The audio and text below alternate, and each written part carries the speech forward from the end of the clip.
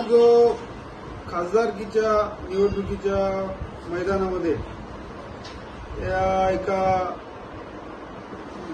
पक्षातल्या एमआयएम सारख्या एका धार्मिक द्वेष पसरवणाऱ्या पक्षाच्या नगर शहरातील ते काहीतरी एका अशरफी नावाच्या माणसाने फॉर्म भरला।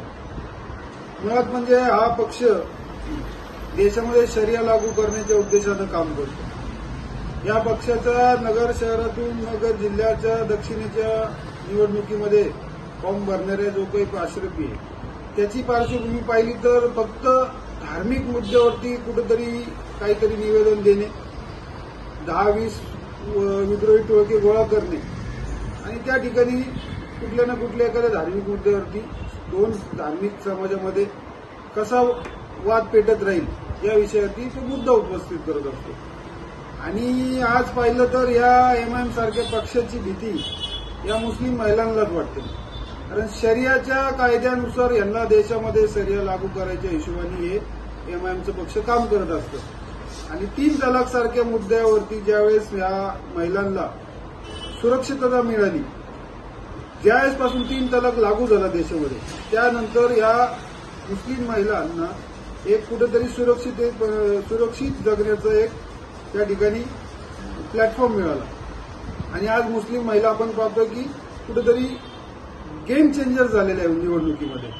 त्यांचा जो काही मतदानाचा कल आहे तो अशा मुद्दा हाताळणाऱ्या पक्षांकडे वाढलेला आहे। आज या देशामध्ये जे काही महिलांचा विषय आहे त्यामध्ये प्रामुख्यानं मुस्लिम महिलांना या ठिकाणी मान सन्मान मिळत नव्हता, तो मान सन्मान आता या ठिकाणी मिळतोय।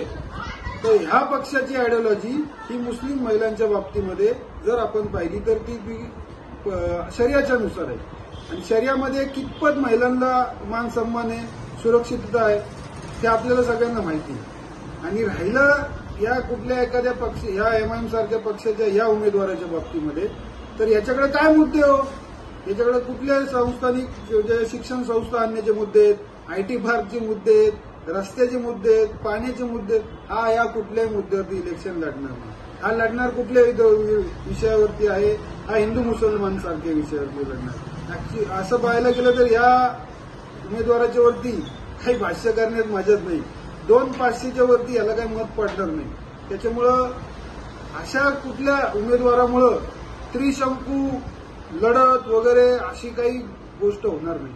त्याला फॉर्म भरायला किंवा त्याच्या प्रचाराला 50च्या वरती जरी माणसं मिळाली तरी त्याचं खूप नशीब चांगलं आहे। त्यामुळं जी काही त्रिशंकू किंवा कुठली अशी जोरदार लढत काय होणार नाही।